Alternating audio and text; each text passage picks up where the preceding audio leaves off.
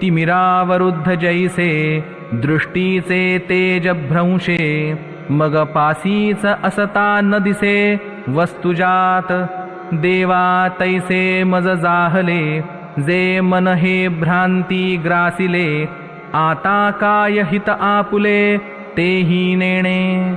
अर्जुन श्रीकृष्णांना म्हणाला, देवा, अहो ज्याप्रमाणे कितीही निरोगी डोळे असले तरी अंधारात मात्र त्यांची पाहण्याची क्षमता निरर्थक ठरते आणि मग जवळ असलेली वस्तू सुद्धा दिसत नाही, तशी माझी अवस्था झाली आहे।